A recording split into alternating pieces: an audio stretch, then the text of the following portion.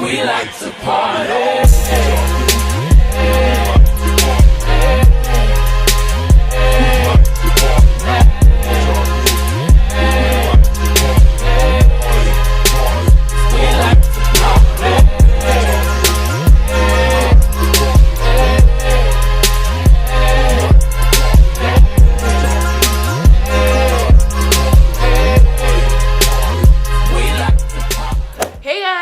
You know what?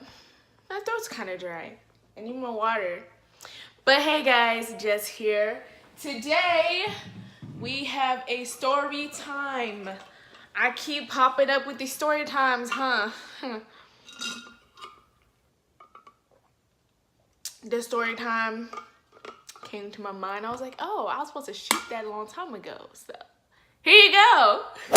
Okay, so I'm gonna try not to ramble because I love to ramble, and sometimes the things I'm trying to say, they never come out straight, but we gonna try. So, this happened about 4 years ago. I wanna say about four. This is around the time I was staying with my sister's house. Yeah, this is around the time I was staying with my sister's house because we were trying to move into this freaking duplex.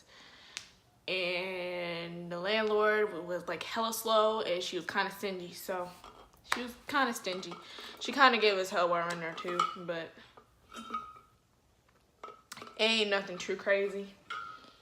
I don't know, maybe she didn't like us, which I don't understand why she wouldn't like us, because we don't cause trouble. Anyway, so I was staying with my sister, and on this particular day, I had to go to CVS pharmacy, which where my sister used to live at, it was down the street, but it wasn't really down the street.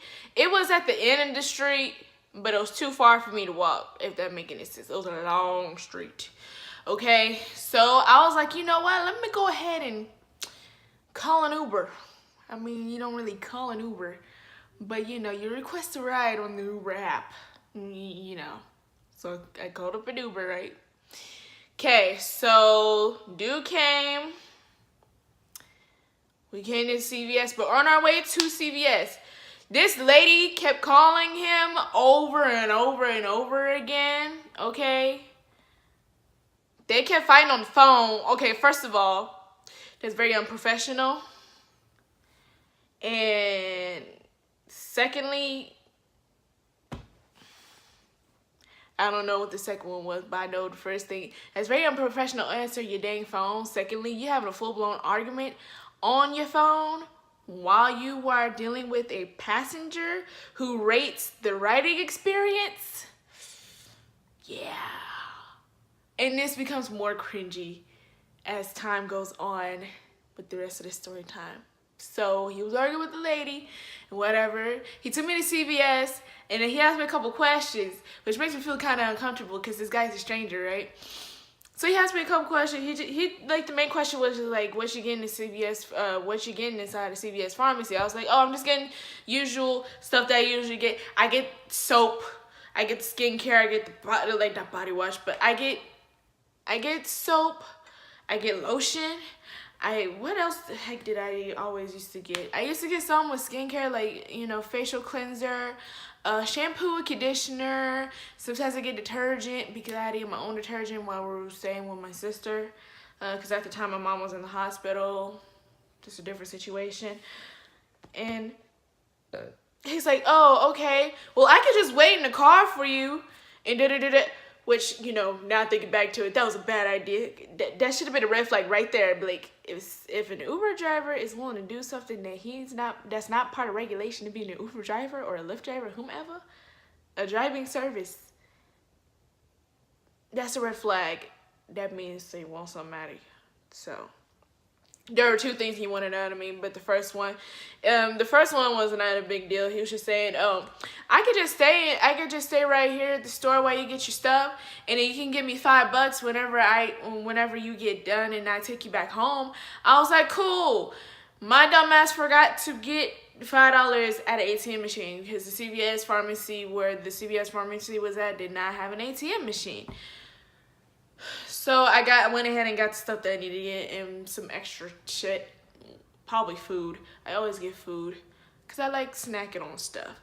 And yeah, so I got my stuff, go back in the car, and me being awkward and socially anxious, I didn't tell him until almost last minute that I was like, oh, you gotta take me to a service station so I can use an ATM machine so I can get you this $5. Cause I don't hold cash. I still don't hold cash. Everything's on a card. And he was like, okay, cool. He was fine with it, which is another thing. I was just like, that was another red flag right there. So he took me to the service station. I went inside, and since ATM machines only deposit $20, I had to get out $20. So I broke 20 by getting snacks because it's a service station. I got like a piece of tea or an Oreo brownie, which I don't think they sell Oreo brownies anymore, but girl, my dude, good stuff. I can't eat too many of those. I can't eat too much of anything that's got dairy in it. I'm sensitive. But anyway, I got that. I probably got some hot Cheetos too. And yeah, so I got that to break the 20. I got the $5 back. I got $5 and some change and a couple of dollars back. But the fact that it was the 20 was broken, I got $5 in my change is fine, cause that's what the Uber driver needed. So I gave him the $5. And during this whole time, okay, so going towards CVS pharmacy, lady keeps calling him about 3 times, kept arguing about him, kept arguing with him, and blah blah. I don't know what the heck they said, because he's not American. He's African. Okay, he's an African dude, so he was speaking in some kind of African language. That makes me sound ignorant, but he was speaking in African language. I don't know which language it was.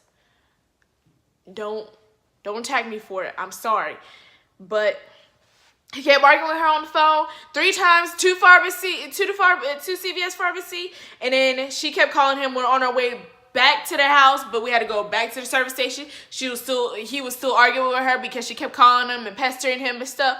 And then leaving the service station, he was still arguing on the dang phone, but then he went ahead and took me home. And this is the part where I'm telling you the main part of the freaking title of this story. So he took me home. I was about to get ready to get out. Okay. He goes, so I would love to take you out to lunch sometime. And me being awkward and having a hard time saying no, I was just like, I was like, okay. It's like, you got my number, blah, blah, blah. I was like, yeah, I got your number. So I never called him because I wasn't interested in the first place. And yeah, that was that. So I never took up on his offer because, one, I wasn't even attracted to him, and secondly, he was talking to a lady on the phone, so I'm presuming that is his boo, that's his shorty, that's his bae, that's his boo thing. Like, I'm not finna be involved in this shenanigans. I'm not finna be your side chick. You got me fucked up, sir. No, I ain't stupid. I ain't trying to be involved with something I could easily avoid and not have any drama. All right? I'm like, dude, do I look stupid to you? Don't answer that. Don't answer that. I would never be, no. Now, if I was a side chick and I didn't know I was a side chick, that's a different situation. But I would never put myself in a position where I know this person got a person, they are with somebody. I would never be like, oh, but you can't have a side bitch though. No. That's the only way I'll end up being somebody's side chick, is if I didn't know that I was a side chick. That's the only freaking way, which is very rare because, which probably won't happen because I can catch on to things real fast. I'm very observant. Anyway, so yeah, that was the time that an Uber driver asked me out on a date. And I should have said no, but you know, I have a really hard time saying no to people. Let me know in the comment section below if you ever had a weird Uber experience like that. And yeah, I'm gonna go now. So like, comment, share, and subscribe to this channel. I'm trying to get to 100 before the end of the year. And yep, I love you guys so much. Do good because it feels good and it's the right thing to do. And I will see you guys in my next video. Bye.